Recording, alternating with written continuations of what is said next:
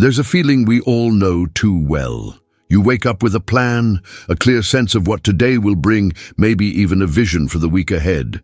And then something shifts.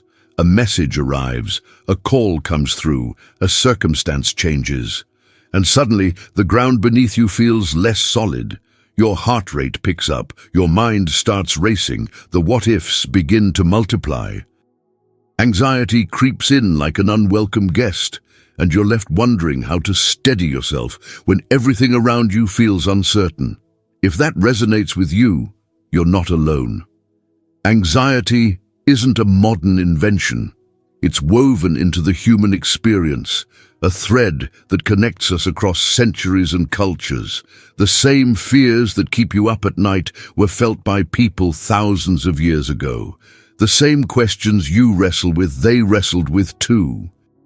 And here's the beautiful thing.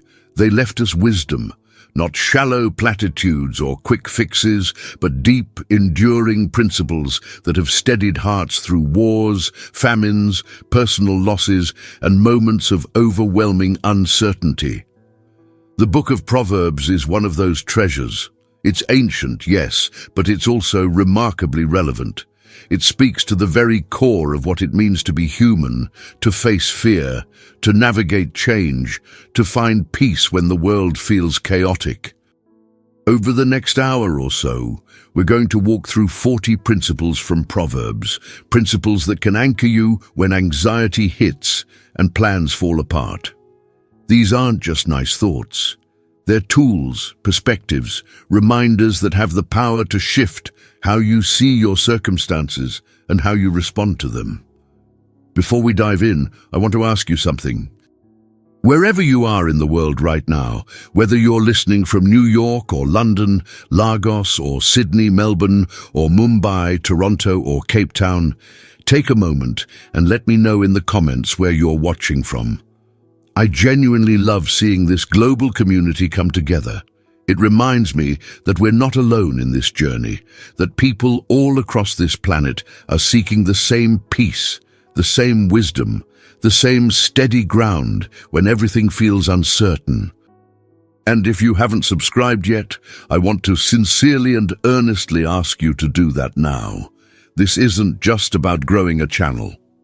This is about building a community of people who are committed to finding wisdom, growing in faith, and supporting one another through the ups and downs of life. When you subscribe, you become part of something bigger than yourself. You're joining thousands of others who are on this same journey, and together we're stronger, wiser, more resilient. And if you really want to go deeper, I'd love to invite you to become a channel member. Members get early access to videos, they get to be part of an even closer community, and they help sustain the work we're doing here. There's real value in that connection, in knowing you're not just watching content, but actively participating in a movement toward wisdom and peace. I'd be honored to have you as part of it. All right.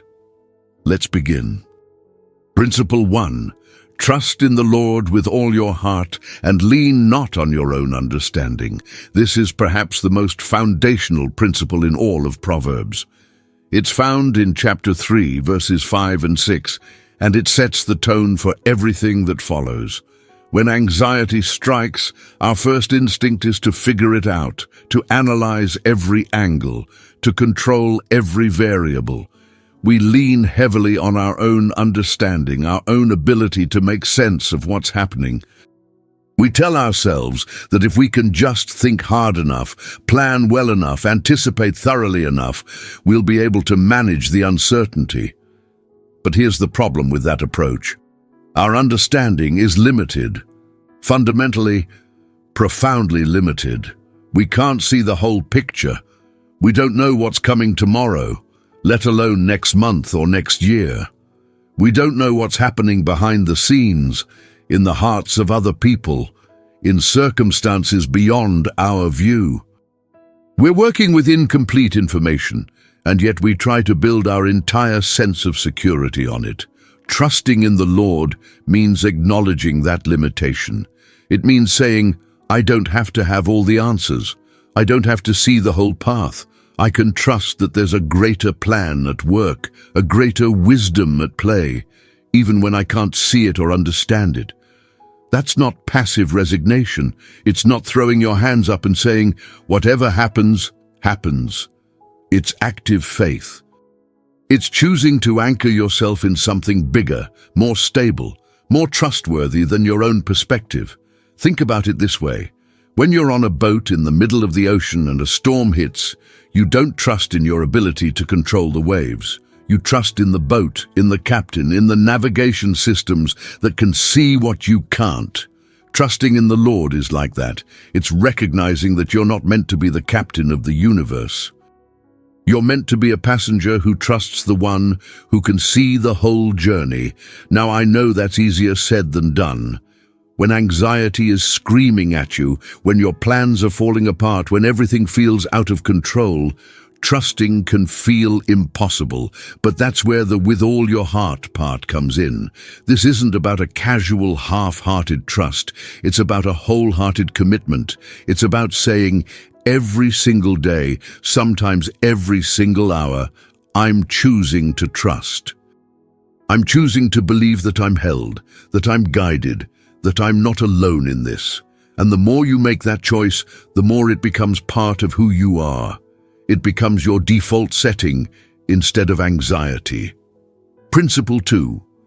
In all your ways acknowledge him, and he will make your paths straight. This follows directly from the first principle, and it's equally powerful. Acknowledging God in all your ways means inviting him into every decision, every moment of uncertainty, every anxious thought. It's not just about praying when things go wrong or turning to God only in crisis moments. It's about cultivating a continuous awareness of his presence throughout your day. It's about asking in the small moments and the big ones, God, what do you want me to see here? How do you want me to respond? What's the wise path forward? When you do that, when you acknowledge him consistently, something remarkable happens. Your path becomes straighter. Now let me be clear about what that means. It doesn't mean your path becomes easier. It doesn't mean obstacles disappear or challenges evaporate. What it means is that your path becomes clearer. You begin to see the next step, even if you can't see the whole staircase. You gain clarity about what to do right now, in this moment, even if you're still uncertain about what comes after. And honestly, that's often all you need, just the next step, just the clarity to move forward one foot in front of the other. Anxiety thrives on the unknown future. It feeds on worst-case scenarios that haven't happened and might never happen. It fixates on all the things that could go wrong down the road. But acknowledging God brings you back to the present, where you can actually take action, where you can actually live.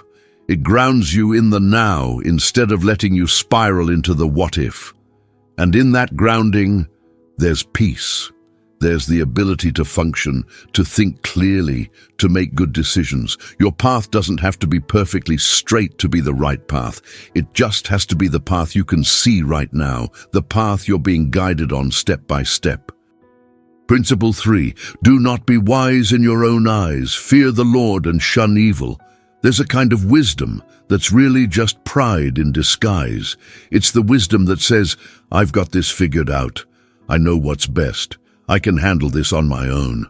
And when things don't go according to that wisdom, when your carefully laid plans fall apart, anxiety floods in because your entire sense of control was built on a shaky foundation. You were trusting in your own ability to predict, to manage, to control outcomes. And when that fails, as it inevitably does at some point, you're left feeling powerless and terrified. Fearing the Lord is about recognizing that true wisdom comes from outside ourselves. It's about humility. It's about being willing to say, maybe I don't know everything. Maybe there's a perspective I'm missing. Maybe there's wisdom greater than my own that I need to tap into. When you approach life from that place of humility, you're less likely to be shaken when your plans change, because you weren't clinging so tightly to your own ideas in the first place. You held them loosely, knowing that they might need to shift, knowing that you don't have the corner market on understanding. Shunning evil is part of this equation too. Evil, in this context, isn't just about obviously immoral acts. It's about anything that pulls you away from wisdom, from God, from what's good and right and true.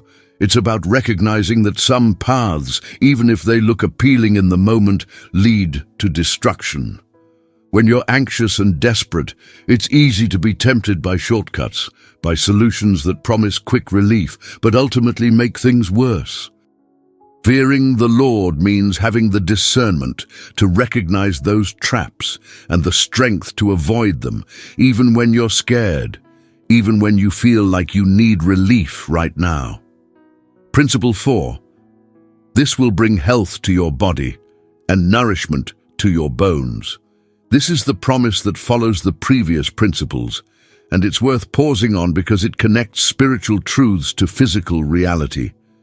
There's a real, tangible connection between spiritual peace and physical well-being. When you trust in the Lord, when you acknowledge Him, when you walk in humility and wisdom, it affects your body, it affects your health. Your nervous system calms down, your muscles relax, your sleep improves, your immune system functions better. There's actual measurable health that comes from living in alignment with wisdom. Anxiety, on the other hand, wreaks havoc on your physical health. It keeps your body in a constant state of fight or flight. It floods you with stress hormones. It tenses your muscles, disrupts your sleep, weakens your immune system, raises your blood pressure, contributes to inflammation. The physical toll of chronic anxiety is enormous. And what Proverbs is saying here is that the wisdom path, the trust path, is also the health path. It's not just about feeling better emotionally or spiritually. It's about wholeness. It's about living in a way that brings health to every part of you, body, mind, and soul. Think about what nourishment to your bones means. Your bones are your structure, your foundation. When they're nourished, when they're strong, your whole body functions better. You can stand upright, you can move, you can carry weight. Spiritually, when you're nourished by wisdom and trust, you have a strong foundation. You can stand in the midst of storms. You can carry burdens that would otherwise crush you. You can move forward even when the path is difficult. That nourishment isn't just a nice metaphor. It's a real promise that your whole being, physical and spiritual, will be strengthened when you walk in wisdom. Principle 5. Honor the Lord with your wealth, with the first fruits of all your crops. At first glance, this might seem disconnected from anxiety and changing plans, but think about it more deeply. So much of our anxiety is tied to resources. Do I have enough? Will I have enough? What if something happens and I lose what I have? What if my income dries up? What if my savings aren't sufficient? We worry about money, about security, about whether we'll be able to take care of ourselves and the people we love. And in that worry, we tend to grip tightly to everything we have. We become protective, even hoarding, because we feel like our security depends on what we can accumulate and control. Honoring the Lord with your wealth is an act of trust that directly challenges that fear-based approach. It's saying, I believe that my security doesn't come from what I accumulate, but from the one who provides. I believe that I can give, that I can be generous, that I can honor God with my resources, and I'll still be taken care of. When you give from your first fruits, not your leftovers, not what you have extra after you've taken care of everything else, but from the first and best of what you have, you're declaring that God is your source. You're declaring that you trust Him to provide. You're declaring that your security isn't built on your bank account, but on His faithfulness. And that declaration has the power to quiet the anxious voice that says, you need to hoard and protect and control every penny. It breaks the cycle of scarcity thinking. It opens your hands and your heart. It reminds you that you're part of a bigger economy, a kingdom economy where generosity is met with provision, where trust is rewarded, where you don't have to white-knuckle your way through life. Now, this doesn't mean you throw wisdom out the window. It doesn't mean you're reckless with money. But it does mean that your financial decisions are rooted in trust rather than fear, in generosity rather than scarcity, in faith rather than anxiety. Principle 6. Then your barns will be filled to overflowing, and your vats will brim over with new wine. This is the promise that follows generosity and trust. Now, it's important not to read this as a formula. It's not give to get. It's not a transactional arrangement where you can manipulate God into blessing you financially. That's not the heart of this principle at all. But there is a truth here, a principle that plays out in real life. When you live with an open hand, when you trust that God will provide, when you're generous even when it doesn't make sense on paper, you often find that you have more than enough. Not always in the way you expected, not always on your timeline, not always in the exact form you anticipated, but enough. And often, more than enough. Sometimes the overflow is material. Sometimes God does provide in tangible financial ways that exceed what you thought possible.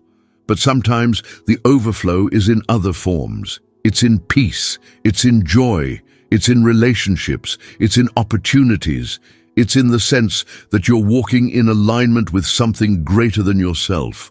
It's in the deep satisfaction that comes from living generously instead of living in fear. And all of that together creates a kind of abundance that isn't just about how much money is in your account. It's about how rich your life feels, how full, how meaningful.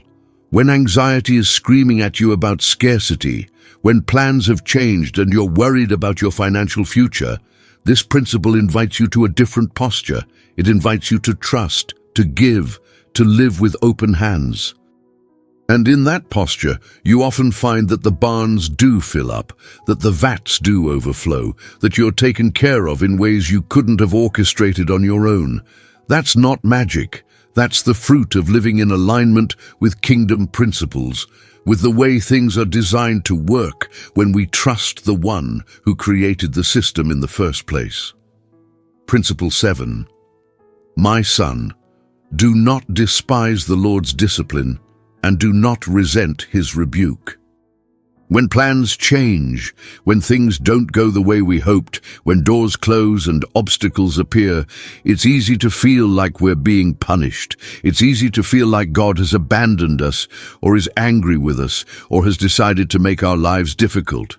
We look at the disruption and think, why is this happening to me? What did I do to deserve this? And in that mindset, we can start to resent what's happening.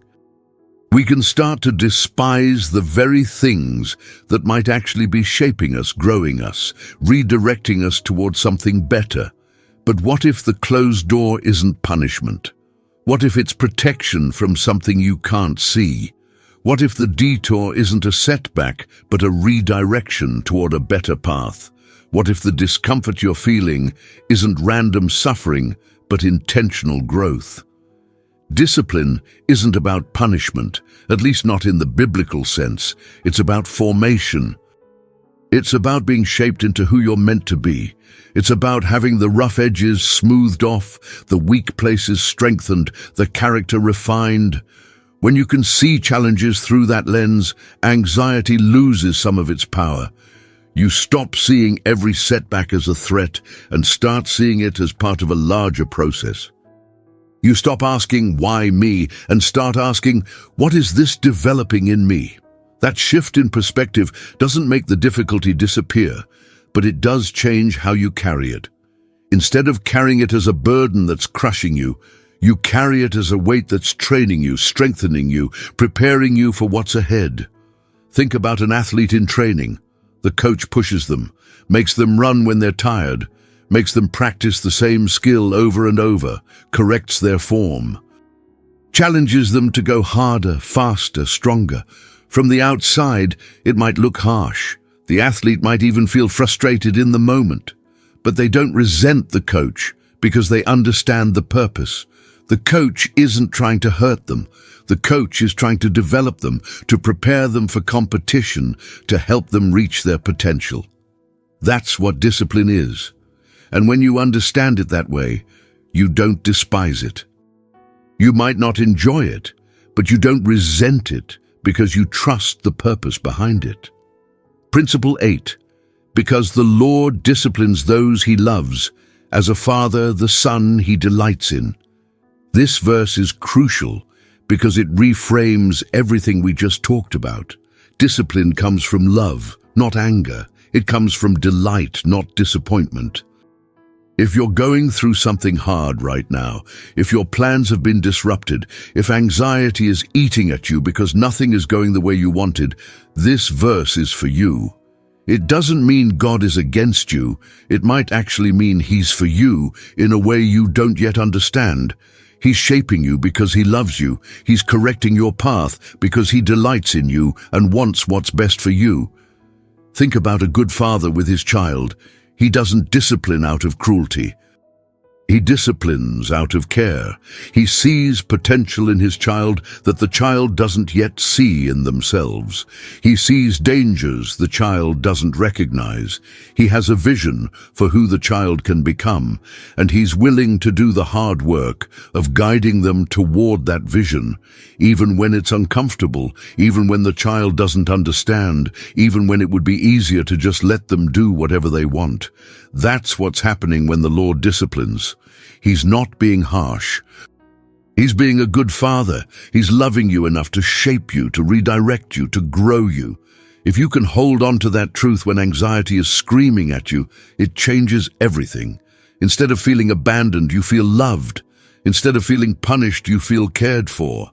Instead of feeling like everything is falling apart, you feel like something is being built, even if you can't see the finished product yet.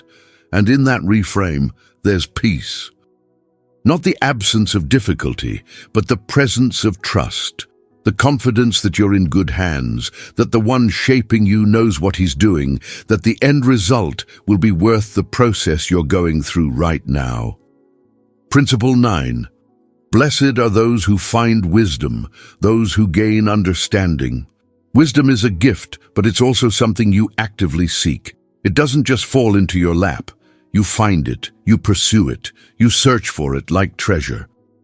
And when you do, when you gain understanding, you're blessed, not necessarily with an easy life, not necessarily with circumstances that always go your way, but with perspective, with the ability to navigate complexity, with the tools to respond to anxiety instead of being controlled by it. Understanding brings a kind of stability that external circumstances can't shake. It's an internal anchor. When everything around you is shifting, when your plans are changing, when the future feels uncertain, understanding holds you steady. Because understanding isn't dependent on circumstances, it's dependent on truth, on wisdom, on principles that don't change even when everything else does. Think about it this way. If you understand how anxiety works, if you understand the triggers, the patterns, the lies it tells you, you're in a much better position to manage it. If you understand who God is, what His character is like, what His promises are, you're in a better position to trust Him when things are hard. If you understand yourself, your strengths, your weaknesses, your tendencies, you're in a better position to make wise decisions instead of reactive ones. That understanding is a form of wealth that's more valuable than money in the bank because it equips you to handle whatever comes.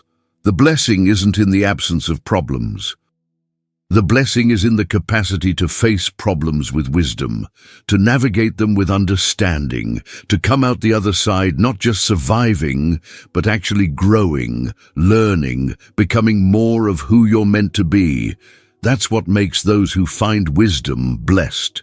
They're not immune to hardship, but they're equipped for it in a way that transforms how they experience it. Principle 10. For she is more profitable than silver, and yields better returns than gold. We live in a world that values accumulation, More money, more success, more recognition, more comfort, more security, and there's nothing inherently wrong with wanting those things. But Proverbs says that wisdom is more valuable than all of that, more profitable than silver, better returns than gold. Why? Because wisdom lasts, because wisdom can't be taken from you. Because wisdom equips you to handle whatever comes, whether you have money or you don't, whether you have success or you don't, whether circumstances are favorable or they're not. Money can be lost, success can fade, recognition can disappear, but wisdom stays with you. It grows with you. It becomes part of who you are, and it continues to yield returns for the rest of your life. Every decision you make, every challenge you face, every relationship you navigate, wisdom informs all of it. That's a return that compounds over time in ways that financial investments can't match. When anxiety hits because your financial plans have changed, because your career has taken an unexpected turn, because you're worried about your future security, wisdom reminds you that your worth isn't tied to those things. Your stability isn't built on them. You have something far more valuable. You have the capacity to think clearly, to make good decisions, to adapt to changing circumstances, to trust in something bigger than your bank account. That's wealth that weathers any economic storm. That's security that doesn't depend on the stock market or the job market or any external factor. It's internal. It's lasting. It's more profitable than silver and yields better returns than gold. Principle 11. She is more precious than rubies. Nothing you desire can compare with her. This is a continuation of the previous thought, but it's worth sitting with because it makes an even bolder claim. Nothing you desire can compare with wisdom. Think about that for a moment. Think about what you're anxious about right now. What is it you're desiring? What outcome are you hoping for? What circumstance are you trying to control or achieve? Maybe it's financial stability. Maybe it's a relationship. Maybe it's a career goal. Maybe it's health. Maybe it's a certain lifestyle. Whatever it is, Proverbs is saying that wisdom is more precious than that thing you're chasing. Now, that doesn't mean those desires are bad. It doesn't mean you shouldn't want financial stability or meaningful relationships or good health. But it does mean that if you had to choose, if you could only have one thing, wisdom is the better choice. Because wisdom enables you to navigate all those other areas. Wisdom helps you build financial stability. Wisdom helps you cultivate meaningful relationships. Wisdom helps you make choices that contribute to your health. But the reverse isn't true. You can have money without wisdom and end up miserable. You can have relationships without wisdom and end up hurt. You can have success without wisdom and end up empty. Now imagine having the wisdom to navigate whatever happens, regardless of the outcome you're hoping for. Imagine having the peace that comes from knowing how to respond, how to adapt, how to trust, no matter what circumstances you face. That's more valuable than getting the specific outcome you want. Because outcomes change, circumstances shift. What you think you need today might not be what you actually need. But wisdom stays with you and continues to guide you through whatever comes. That's why nothing you desire can compare with her. Because wisdom is the foundation that makes everything else work. Principle 12. Long life is in her right hand. In her left hand are riches and honor. Wisdom brings fullness, not just in one area, but across your life. Long life, riches, honor. Now, these aren't guarantees in the transactional sense. You don't automatically get to live to 100 just because you're wise. You don't automatically become wealthy just because you make good decisions. Life is more complex than that. But there are natural consequences to living wisely. When you make decisions rooted in wisdom, you tend to experience better health. You avoid unnecessary risks. You take care of your body. You manage stress better. All of that contributes to a longer, healthier life. Similarly, wisdom tends to lead to a kind of prosperity, maybe not flashy wealth, but stability, provision, the ability to meet your needs and help others. People who are wise with money tend to have more of it over time. People who are wise in their work tend to advance. People who are wise in relationships tend to build networks that support them. And honor. Honor comes when people recognize the integrity, the character, the trustworthiness that wisdom produces. You don't have to chase honor. It finds you when you live honorably. The point is that wisdom doesn't just affect one dimension of your life. It affects everything. It creates a kind of richness that goes beyond bank accounts. It's richness of relationships, of purpose, of impact, of peace. When anxiety is fixating on what's missing, whether that's time or money or recognition or security, wisdom helps you see what's already there. It helps you recognize the fullness that exists even in the midst of challenges, and it positions you to steward that fullness well, to build on it, to let it grow. Principle 13. Her ways are pleasant ways, and all her paths are peace. This is one of my favorite lines in all of Proverbs because it flies in the face of what we often think about wisdom. We tend to think of wisdom as hard, as demanding, as a burden. We imagine that the wise path is the difficult path, the one that requires constant sacrifice and struggle. And yes, wisdom sometimes calls us to hard choices. But here's what Proverbs says: her ways are pleasant, her paths are peace, not chaos, not anxiety, not constant turmoil. Peace. When you're walking in wisdom, there's a settledness to your spirit. Even when circumstances are unsettled, you're not constantly second-guessing yourself. You're not consumed by what-ifs. You're not lying awake at night replaying scenarios or imagining worst-case outcomes. You're present, you're grounded, you're at peace, not because everything is perfect, but because you're aligned with something true, something good, something that brings rest to your soul. Think about the alternative.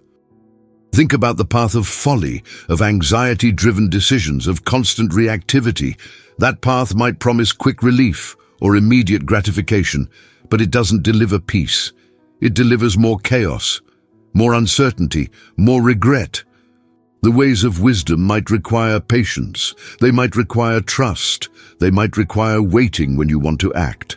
But they're pleasant. They lead to peace. And that peace is a powerful antidote to anxiety. When you're tempted to make a decision out of fear, when anxiety is pushing you to act impulsively, remember this principle. Ask yourself, will this path lead to peace? Will this choice 6 months from now bring me rest or more turmoil? If the answer is turmoil, it's probably not the wise path, even if it feels urgent right now. The ways of wisdom are pleasant. All her paths are peace. That's the destination. That's what you're moving toward. And knowing that can help you make better choices in the midst of anxiety. Principle 14. She is a tree of life to those who take hold of her. Those who hold her fast will be blessed. A tree of life. That's such a rich image. It speaks of something living, growing, continually nourishing. Wisdom isn't static. It's not a formula you learn once and then you're done. It's dynamic. It grows with you. It adapts to new situations. It deepens as you mature. And when you take hold of it, when you hold it fast, meaning you don't let go even when it's hard, even when it would be easier to abandon wisdom for a shortcut, it sustains you. It gives you what you need to keep going, even when the terrain is rough. Trees are also symbols of strength and stability. They're rooted, they weather storms, they provide shade and shelter, they produce fruit. When wisdom is a tree of life to you, it's doing all of those things.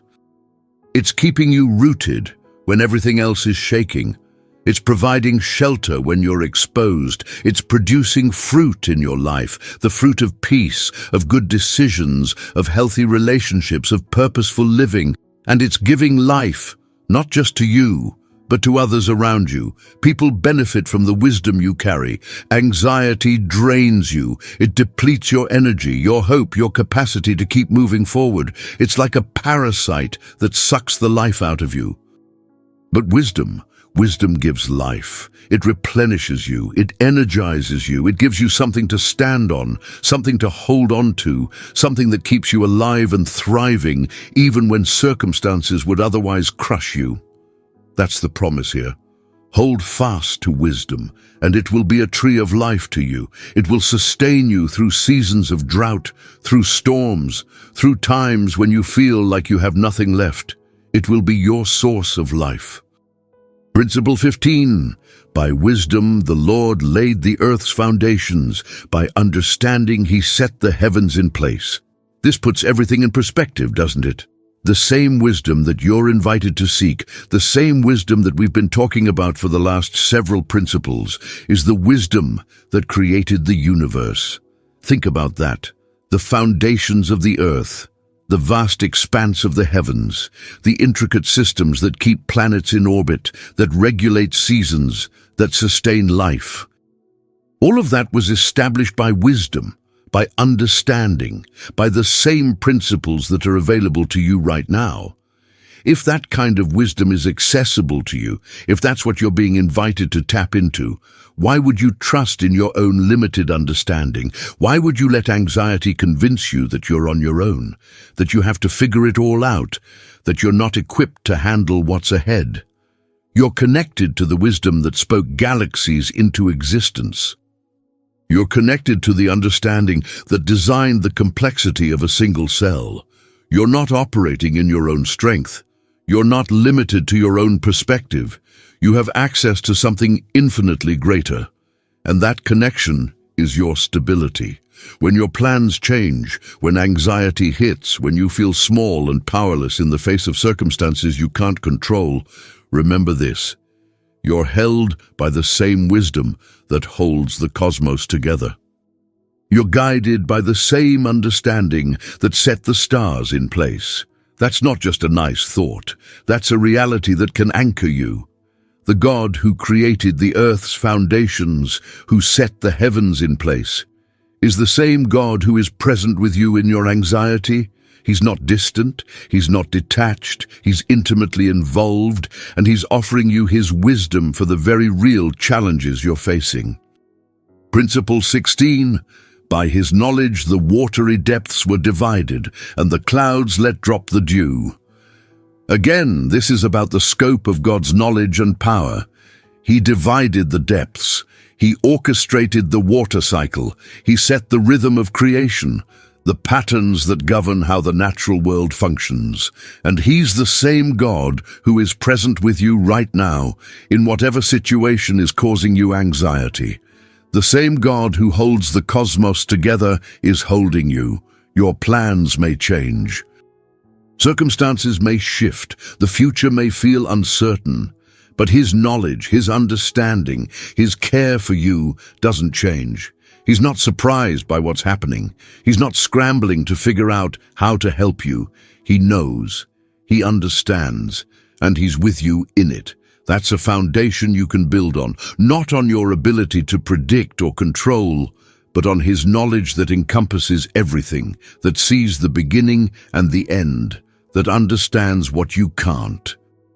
When anxiety is overwhelming you with unknowns, this principle invites you to rest in the knowledge of God. You don't have to know everything. You don't have to see the whole picture. You're not meant to. But he does. And you can trust him with what you don't know. You can release the burden of trying to figure it all out and instead lean on the one whose knowledge divided the depths, who makes the clouds drop dew, who sustains every atom in the universe. That's security. That's peace. Not in your knowledge, but in his. Principle 17. My son, do not let wisdom and understanding out of your sight. Preserve sound judgment and discretion. This is an active call, Don't let wisdom slip away. Don't lose sight of it in the midst of chaos. Preserve it. Hold on to it. Guard it like the treasure it is. Anxiety has a way of clouding our judgment, of making us reactive instead of thoughtful. It pushes us toward impulsive decisions, toward actions that might bring temporary relief but create long-term problems. But if you've cultivated wisdom, if you've held on to sound judgment, you can cut through that fog. You can respond with clarity instead of panic. Sound judgment and discretion are about discernment, about knowing what to do and what not to do, about recognizing what's worth your energy and what isn't, about being able to distinguish between wise action and foolish reaction. When you preserve those things, when you keep them in sight, you have a guide for how to navigate whatever comes. You're not flying blind. You're not making it up as you go. You have principles, wisdom, understanding that inform your choices. Think about a pilot in bad weather. They can't see out the window.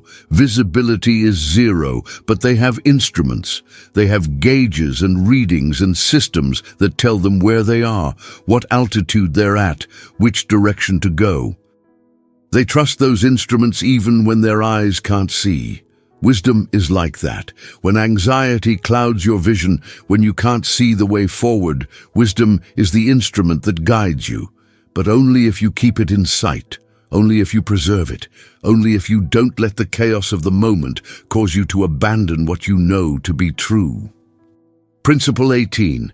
They will be life for you, an ornament to grace your neck. Wisdom adorns you. It doesn't just benefit you internally. It shows up in how you carry yourself, how you interact with others, how you navigate the world. An ornament is something visible, something that others can see.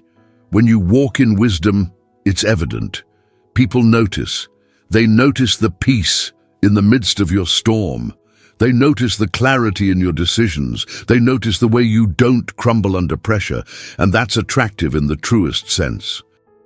Not physically attractive necessarily, but attractive as in compelling, as in drawing people in, as in offering hope.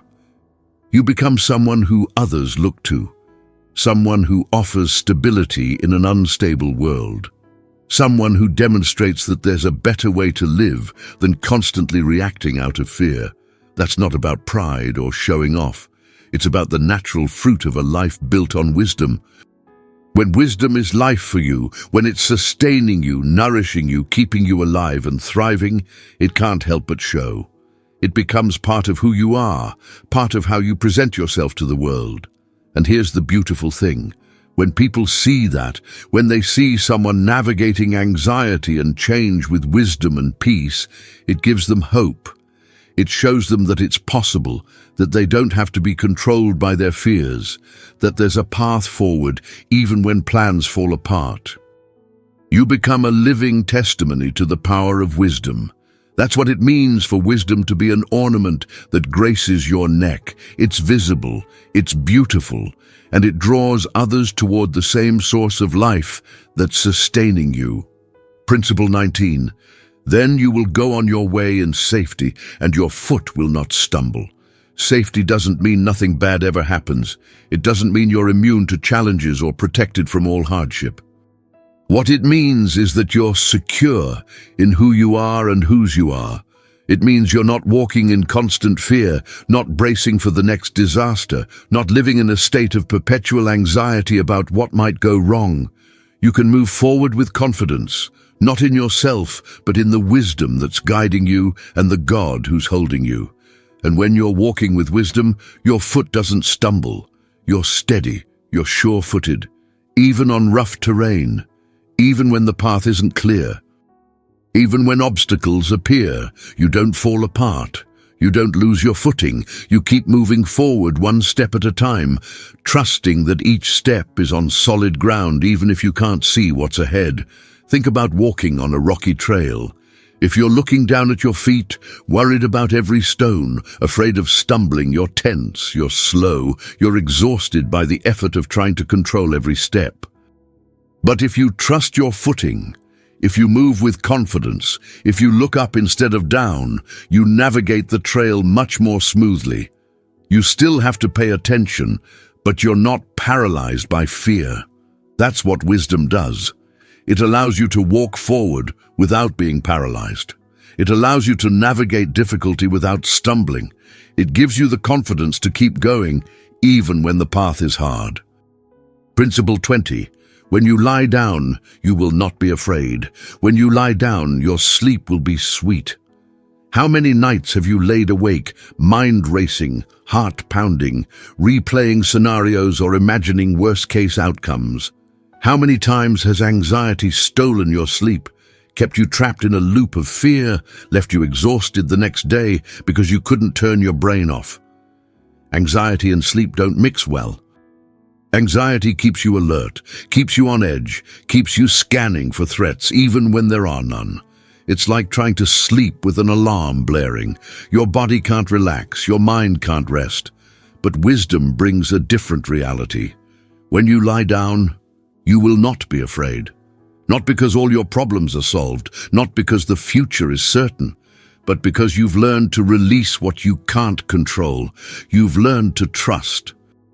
You've learned that worrying all night won't change anything except your ability to function tomorrow. So you choose to rest. You choose to let go. You choose to trust that God's got it, that you don't have to carry the weight of the world while you sleep. And when you do that, your sleep is sweet. It's restful. It's restorative. You wake up refreshed instead of more exhausted than when you went to bed. That's a gift. That's a tangible, practical benefit of walking in wisdom. Sweet sleep. The kind of rest that actually rejuvenates you. The kind that prepares you for the next day instead of leaving you depleted.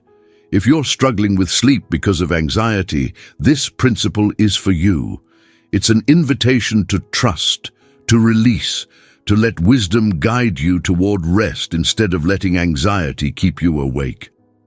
Principle 21. Have no fear of sudden disaster or of the ruin that overtakes the wicked.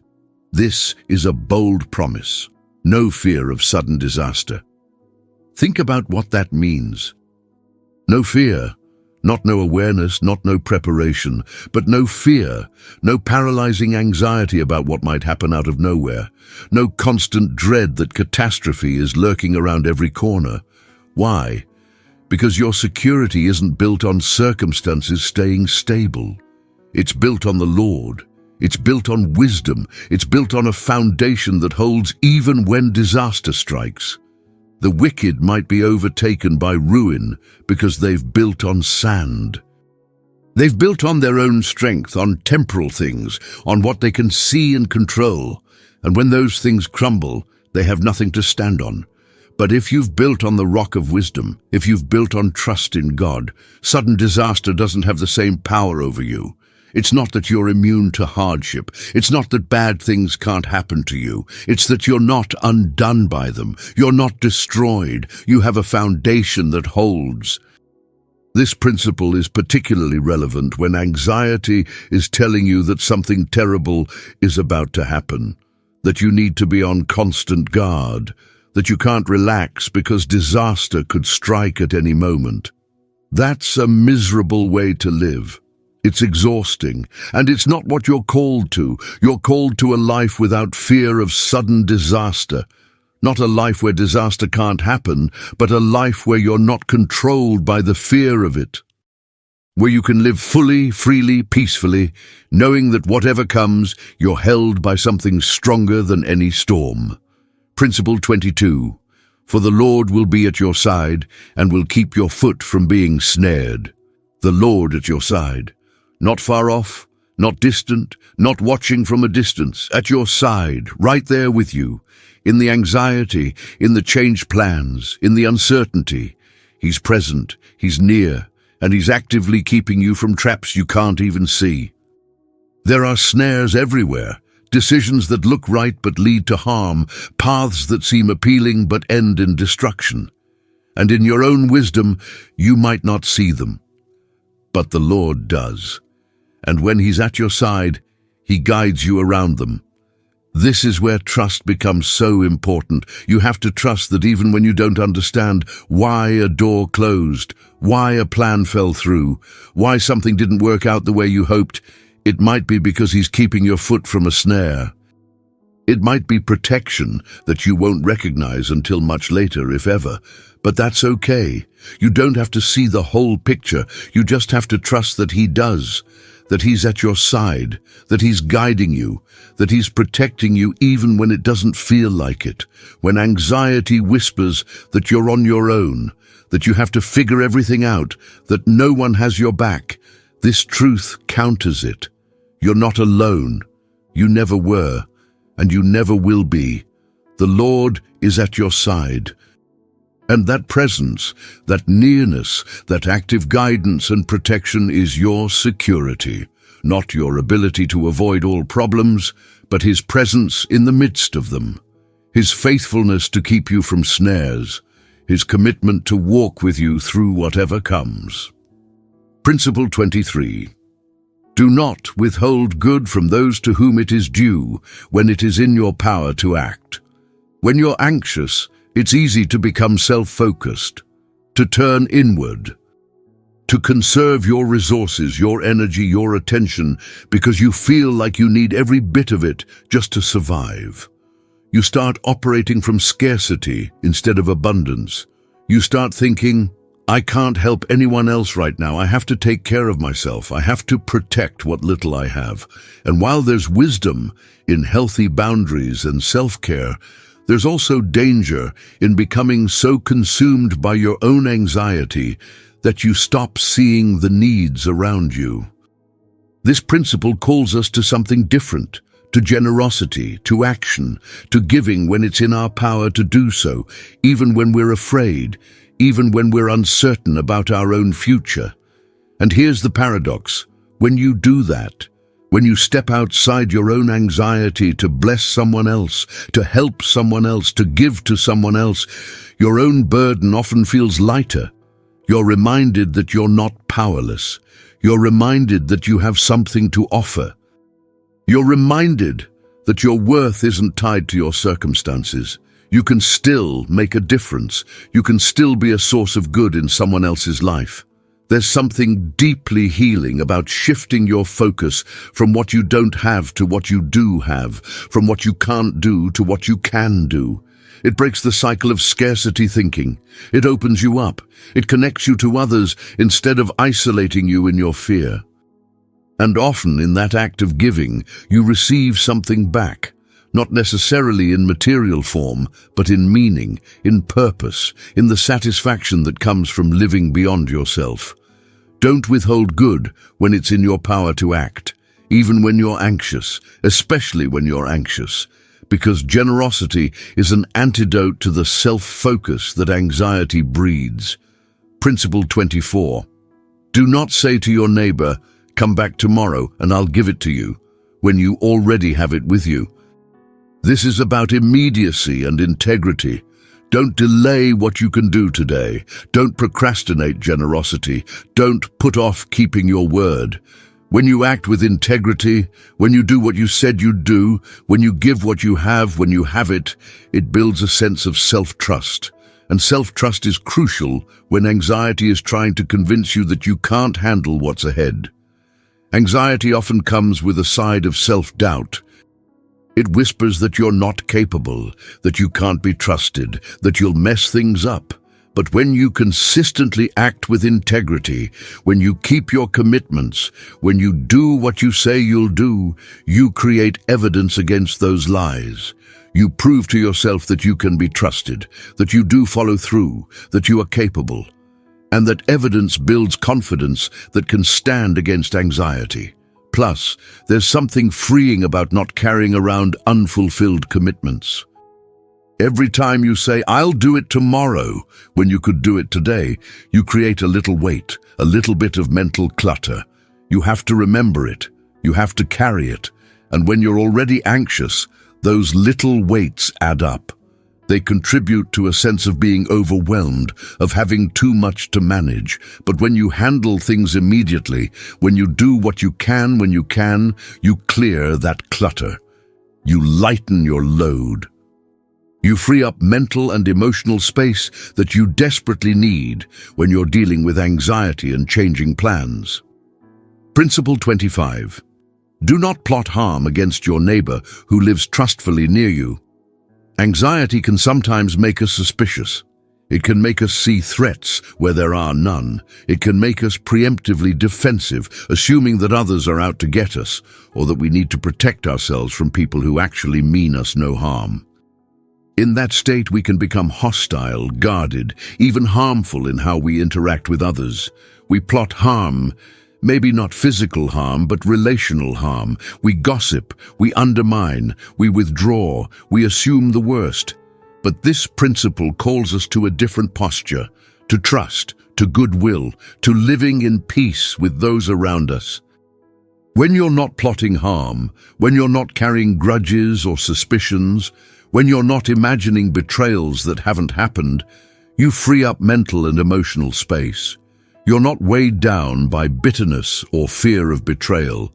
You're lighter, and that lightness helps you navigate anxiety. Plus, living in goodwill toward others actually creates more security, not less.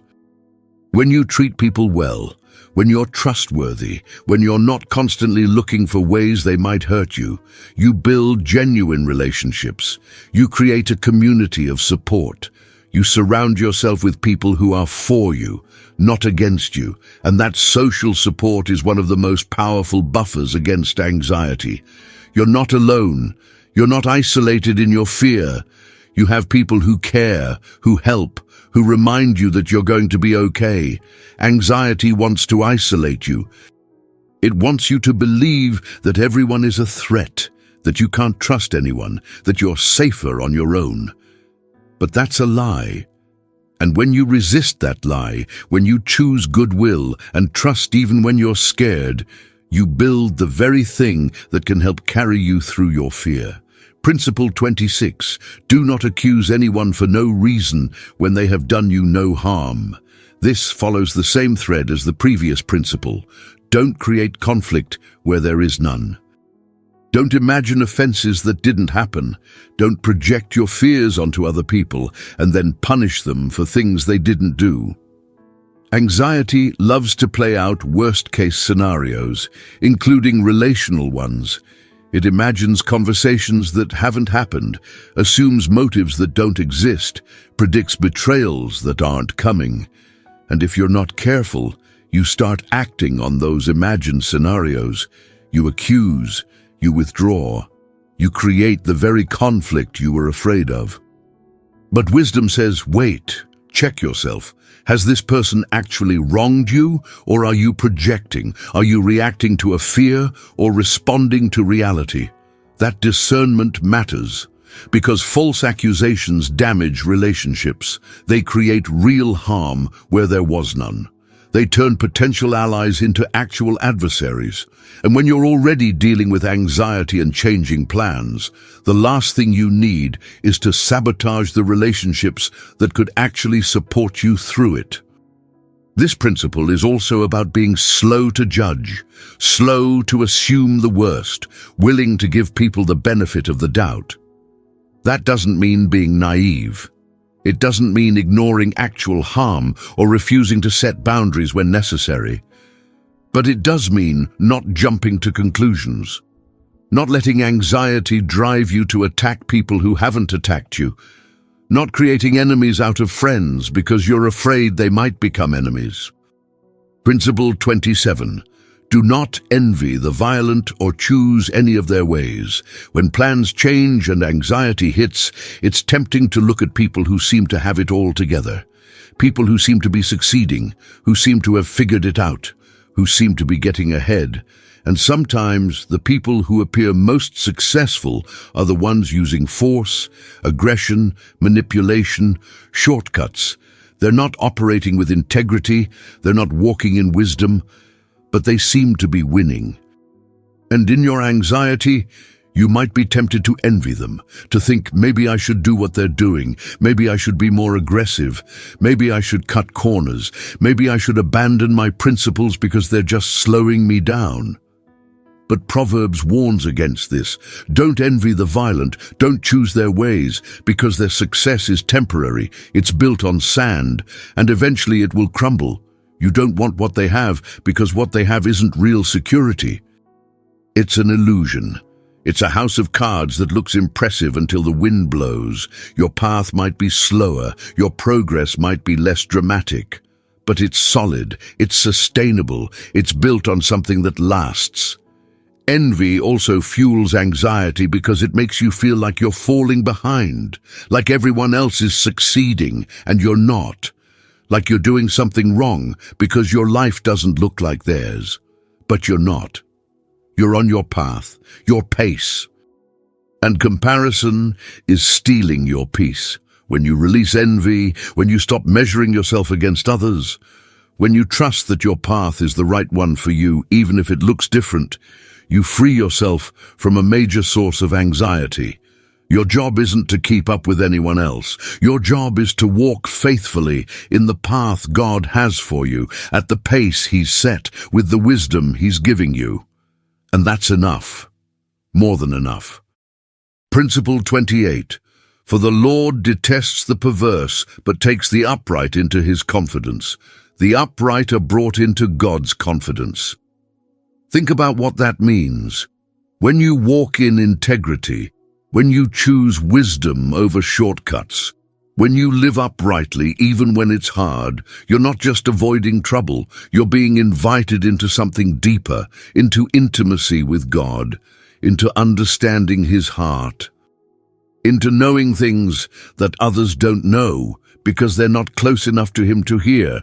That understanding, that intimacy, is the ultimate antidote to anxiety, because when you know God's heart, when you're in His confidence, you trust His plans, even when they don't make sense to you.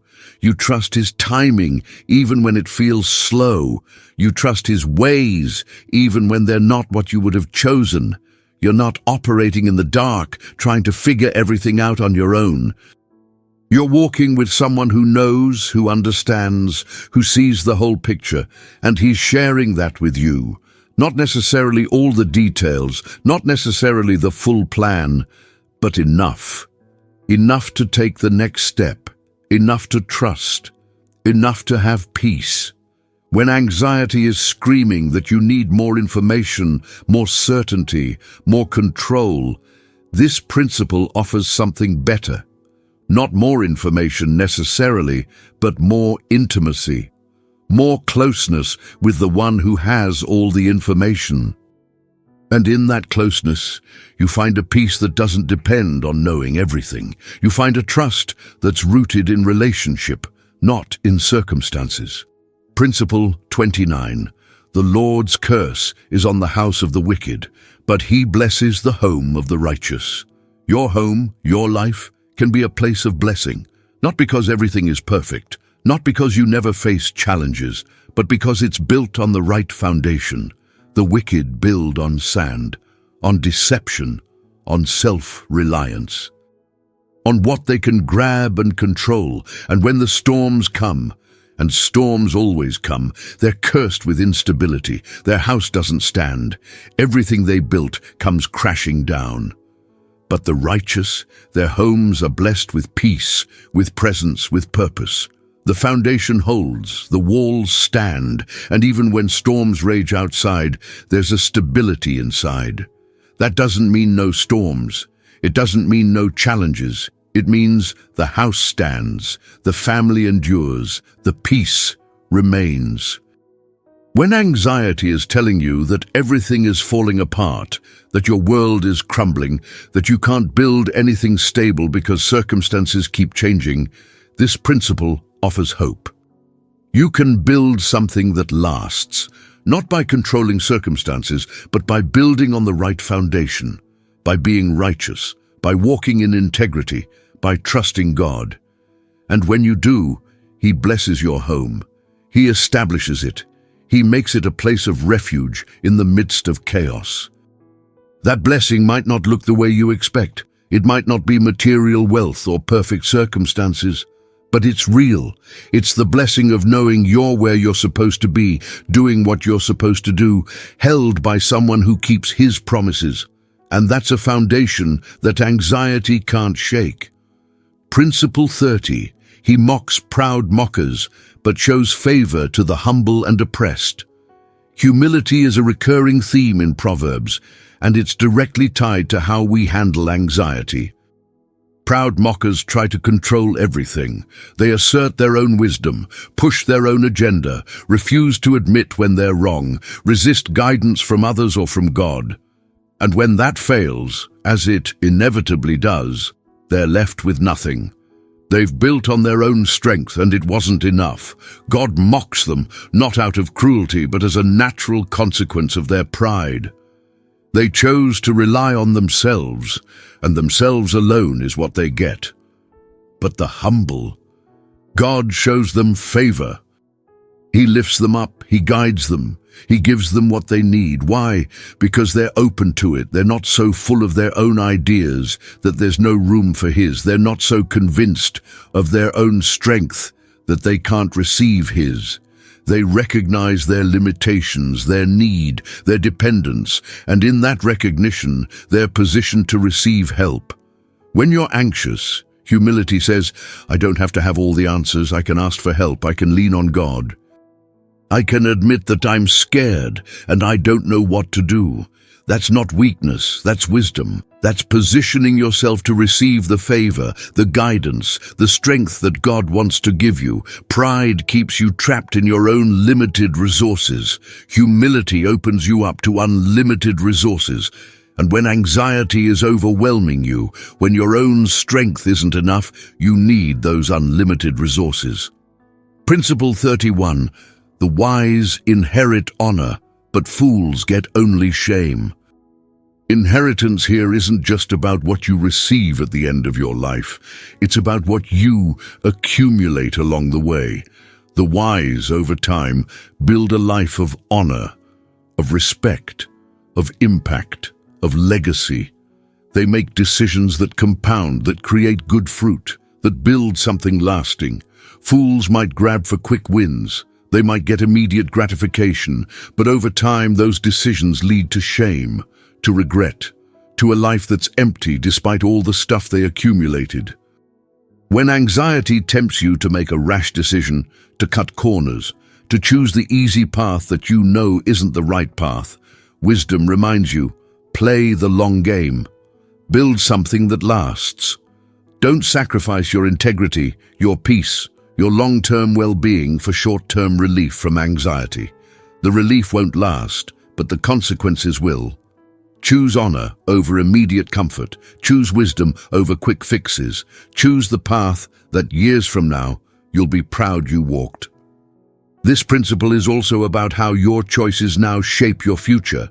Anxiety wants you to focus on surviving the moment, but wisdom invites you to think beyond the moment, to consider not just what will make you feel better right now, but what will make you better, period. What will build character? What will create a life of honor? What will you inherit in terms of peace, relationships, impact, if you choose wisdom now? That's the inheritance. And it's worth far more than the temporary relief anxiety is pushing you toward. Principle 32. Listen, my sons, to a father's instruction. Pay attention and gain understanding. This is an invitation to slow down and listen, to receive instruction, to pay attention. Anxiety makes us feel like we have to act now, decide now, move now. There's a sense of urgency, of panic, that pushes us to respond immediately. But sometimes the wisest thing you can do is pause, listen, seek counsel. Gain understanding before you act. That pause can save you from a lot of unnecessary turmoil. It can keep you from making decisions you'll regret.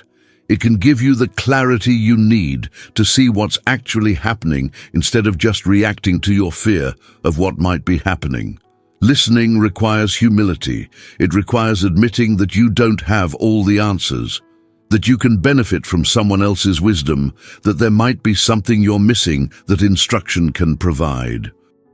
And the instruction here isn't just from any source. It's from a father, someone who loves you, someone who wants what's best for you, someone who has experience, perspective, wisdom that you don't have yet. When you listen to that kind of instruction, whether it's from God as your father, or from wise mentors, or from principles tested over time, you gain understanding. You see things you couldn't see on your own. And that understanding equips you to navigate anxiety in a healthier way. Principle 33. I give you sound learning, so do not forsake my teaching. Sound learning, tested teaching. This isn't trendy advice that will change with the next cultural shift. It's not the latest self-help fad or pop psychology theory. It's timeless truth. Principles that have worked for thousands of years because they're rooted in wisdom that doesn't change. When you anchor yourself in sound learning, you have something to return to when anxiety tries to pull you off course. You can say, "No, I know what's true, I know what works, I've seen it, I've tested it, I've built my life on it, and I'm not going to forsake that just because I'm afraid." That anchor is crucial when everything else is shifting. When plans change, when circumstances are uncertain, when you can't see the path ahead, sound teaching gives you a place to stand. It's the rock in the storm. It's the truth that holds when everything else is falling apart. Forsaking teaching means abandoning what you know to be true because it's inconvenient or uncomfortable or doesn't give you the quick fix you want. Anxiety will tempt you to do that. It will tempt you to abandon wisdom for whatever promises immediate relief. But that's a trap. The relief won't last, and you'll be left without the very foundation you need to weather the storm. Don't forsake sound teaching. Hold on to it, even when it's hard, even when it doesn't feel like it's working fast enough. It's your lifeline. Principle 34. For I too was a son to my father, still tender and cherished by my mother. There's something deeply human and comforting in this verse. The writer of Proverbs, traditionally Solomon, one of the wisest men who ever lived, is saying, I was where you are, I was young, I was tender, I was vulnerable, I needed guidance, I needed love, I needed someone to teach me. It's a reminder that we all start somewhere. We all have moments of vulnerability, moments of not knowing, moments of fear and uncertainty. And that's okay. You're not weak for feeling anxious. You're not failing for not having it all together. You're human. You're in process. You're still learning, still growing, still being shaped. And just as the writer of Proverbs needed a father's instruction and a mother's love, you need that too. You need wisdom from those who've gone before. You need the comfort of knowing you're cherished even in your tenderness, even in your uncertainty. This principle humanizes the entire book. It reminds us that wisdom isn't about being perfect or having it all figured out. It's about being willing to learn, to receive, to grow. And there's grace in that. There's permission to be where you are, to feel what you feel, and still trust that you're being guided towards something better. Principle 35. Then he taught me, and he said to me, take hold of my words with all your heart, keep my commands, and you will live. Take hold with all your heart, not half-heartedly, not tentatively, not with 1 foot in and 1 foot out, but fully, completely, wholeheartedly. When you take hold of wisdom with everything you have, it becomes part of you. It's not just information floating around in your head. It's transformation happening in your heart. It's a shift in how you see the world, how you make decisions, how you respond to fear. And that transformation is what allows you to live, truly live. Not just survive, not just get by, but actually thrive even in the midst of uncertainty. The promise isn't that you'll never face challenges. It's that you'll have life, abundant, meaningful, purpose-filled life, even when challenges come. That life isn't dependent on perfect circumstances. It's dependent on holding fast to wisdom, to truth, to the commands that lead to flourishing. When anxiety is threatening to drain the life out of you, when you feel like you're just barely hanging on, this principle offers hope. You can live, you can thrive. But it requires taking hold with all your heart. It requires commitment. It requires choosing wisdom, even when fear is screaming at you to do something else. And when you make that choice, again and again, you find that the promise is true. You do live, really, deeply, fully live. Principle 36, get wisdom, get understanding. Do not forget my words or turn away from them. This is a call to persistence, to ongoing pursuit, to refusing to give up or give in. Get wisdom, keep getting it. Don't stop, don't get complacent, don't think you've arrived. There's always more to learn, more to understand, more depth to explore. And just as important, don't forget, don't turn away. Don't let the distractions or the difficulties or the disappointments pull you away from what you know to be true. Here's the thing about anxiety. It has a short memory. It forgets the times you made it through before. It forgets the faithfulness of God in past situations. It forgets the wisdom you've already gained and the strength you've already demonstrated. It treats every new challenge like it's the first, like you have no history of overcoming, like you're starting from zero. But that's a lie. You're not starting from zero. You have history, you have evidence, you have wisdom you've gained through past experiences. Don't forget that. Don't let anxiety convince you that this time is different, that you can't handle it, that you don't have what you need. Remember, hold on to what you know, turn back to it again and again, and keep getting more. Keep growing, keep pursuing understanding. Because every bit of wisdom you gain is a tool you can use when anxiety comes knocking. Principle 37. Do not forsake wisdom, and she will protect you. Love her, and she will watch over you. Wisdom as a protector, as a guardian, as someone, something that watches over you. When you love wisdom, when you prioritize it, when you make it central to your life instead of peripheral, it keeps you safe, not necessarily from all harm, but from a lot of unnecessary harm. It protects you from making decisions you'll regret. It guards you against paths that look appealing but lead to destruction. It watches over you like a faithful friend who sees dangers you don't see and steers you away from them. Anxiety wants you to believe you're unprotected, exposed, vulnerable, at the mercy of whatever might happen. But wisdom says, you're covered, you're watched over, you're safe. Not in a naive way that ignores real dangers, but in a grounded way that recognizes you have resources, guidance, protection that you might not be aware of. When you forsake wisdom, you lose that protection. You're on your own, relying on your own limited understanding. But when you hold on to it, when you love it, it watches over you. Think about that. Wisdom watching over you, keeping an eye on what you can't see, alerting you to dangers before they become disasters, guiding you towards safety even when you don't realize you need it. That's a beautiful picture, and it's a practical reality when you make wisdom central to your life. You're protected in ways you might never fully recognize. And that protection is part of what gives you peace in the midst of anxiety. Principle 38. The beginning of wisdom is this: get wisdom. Though it cost all you have, get understanding. Whatever it costs, get it. Time, effort, money, comfort, pride, convenience. Whatever you have to invest, it's worth it, because wisdom is the foundation of everything else. Without it, you're building on sand. With it, you can weather any storm. The cost might be high.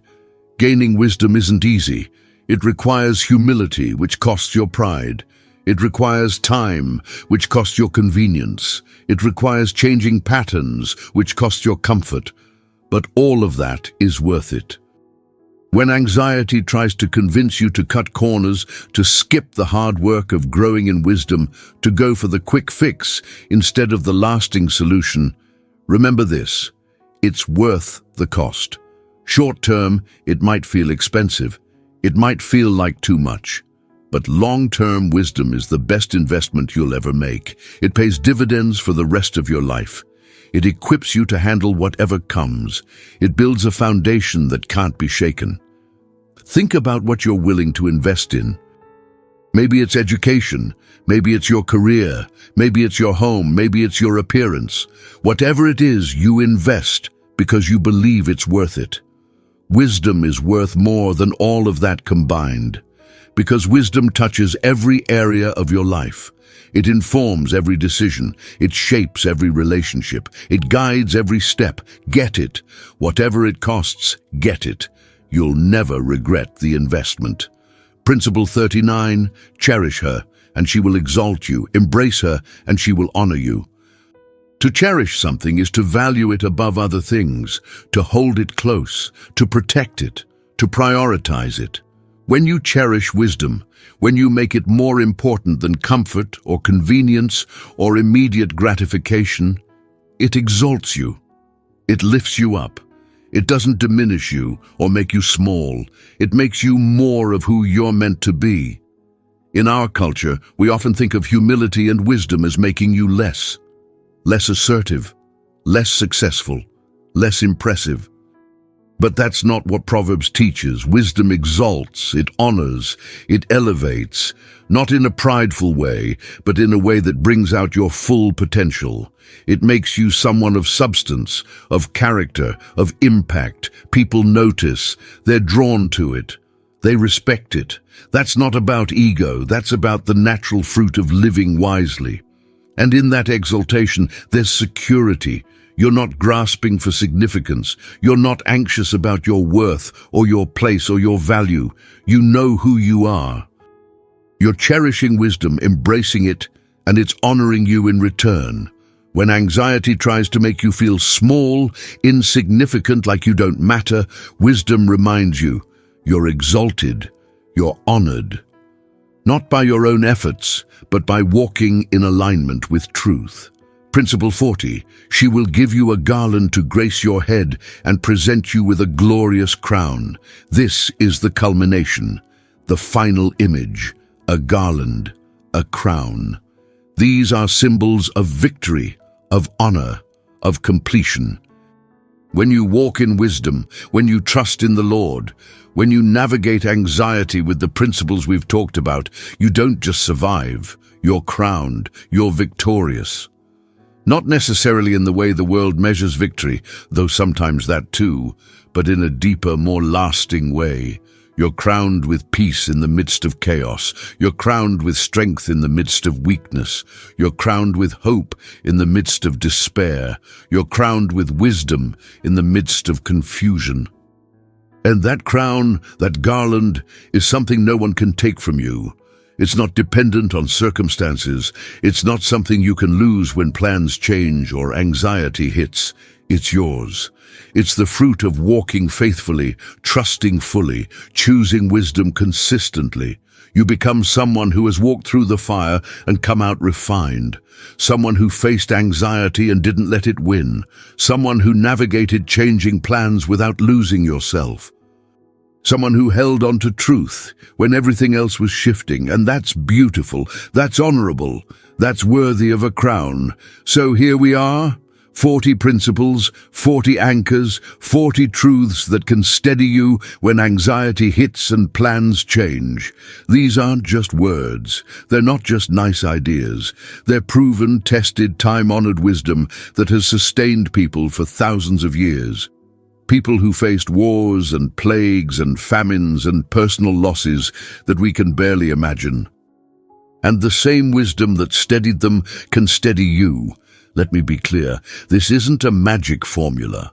Reading these principles once won't make your anxiety disappear overnight.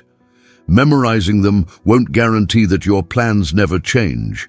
But if you take them in, really take them in, if you meditate on them, chew on them, apply them to your life day after day, they will change you. They'll rewire how you think. They'll shift how you respond.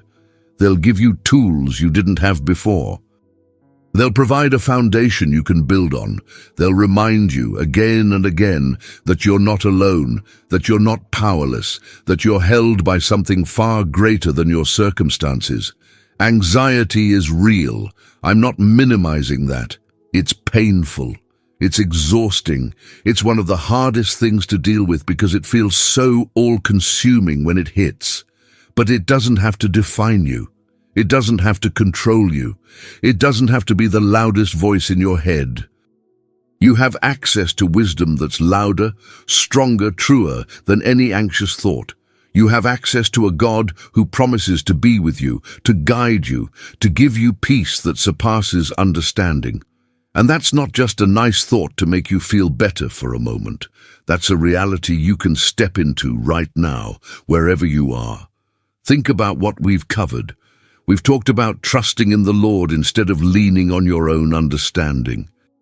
About acknowledging Him in all your ways, so your paths become straight. About humility that positions you to receive His favor.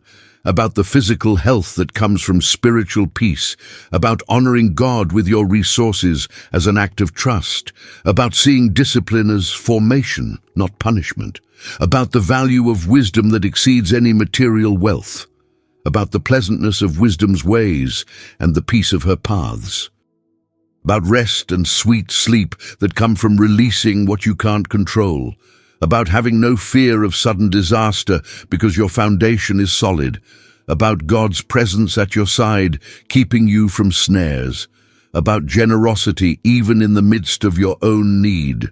About integrity and immediacy in your commitments, about goodwill toward others instead of suspicion, about avoiding envy and comparison, about intimacy with God that comes from uprightness, about the honor that's built over a lifetime of wise choices, about listening and learning and holding fast to sound teaching, about the humanity of needing guidance and the grace of being in process, about persistence in pursuing wisdom, about wisdom as a protector and guardian, about the worth of investing whatever it costs to gain understanding, about being exalted and honored through cherishing wisdom.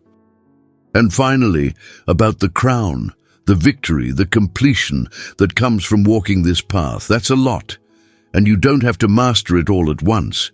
You don't have to be perfect at applying every principle starting tomorrow. But you can start. You can choose one principle that spoke to you today and focus on it this week. You can write it down, memorize it, pray about it, ask God to help you live it out. And then next week, maybe add another. And gradually over time, these principles become part of how you operate. They become your default instead of anxiety. Here's what I want you to know. You're going to be okay.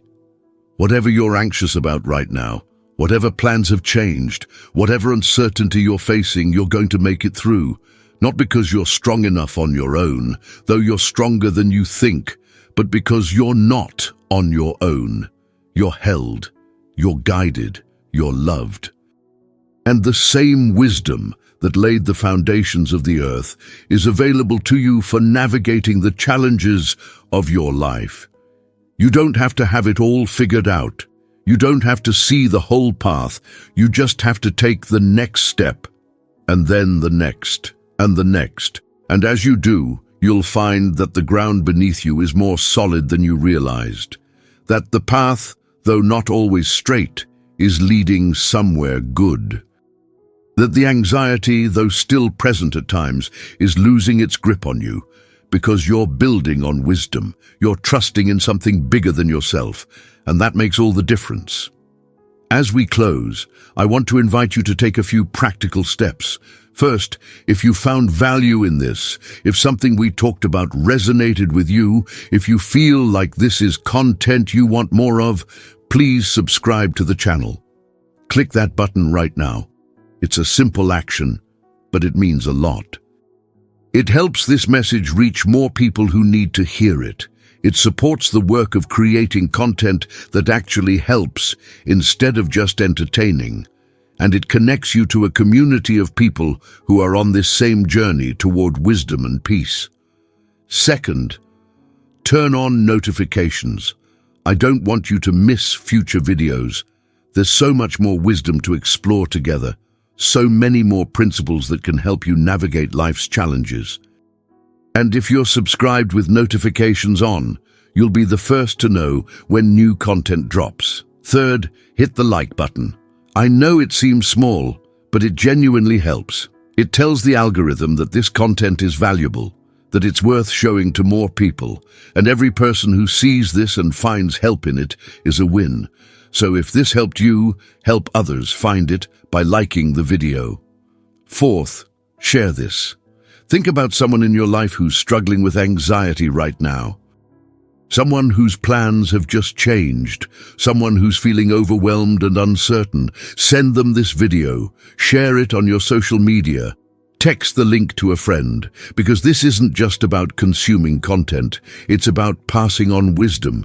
It's about being part of a chain that helps people find peace in the midst of chaos. And finally, consider becoming a channel member. Members get early access to videos like this. They get to be part of a closer community. They help sustain the work financially, so we can keep creating content that actually matters. It's a small investment that makes a big difference, and I'd be honored to have you as part of that inner circle. But more than any of those actions, I want to leave you with a blessing. May you know peace today, not the absence of trouble, because trouble is part of life, but the presence of God in the midst of whatever you're facing. May you feel His nearness when anxiety tries to pull you into fear. May wisdom guide your steps, each one, even when you can't see where the path leads. May you walk in confidence, not in yourself alone, but in the one who holds you and never lets go. May your heart be steady when circumstances are shaky. May your mind be clear when confusion tries to cloud your thinking. May your spirit be strong when everything in you wants to give up. You are loved more than you know. You are seen in every detail of your struggle.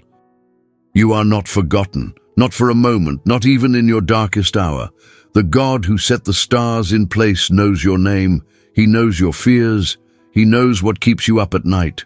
And He's with you right now. In this moment and in every moment to come. Go in peace, walk in wisdom, trust in the one who is trustworthy, and know that you're going to make it through this, not just survive it, but come out the other side stronger, wiser, more grounded than you were before. That's the promise of walking in wisdom. That's the fruit of trusting in the Lord, and it's available to you right now, today. Thank you for being here. Thank you for investing this time in pursuing wisdom. Thank you for being part of this community. I'll see you in the next video. Until then, be blessed, be well, and be at peace.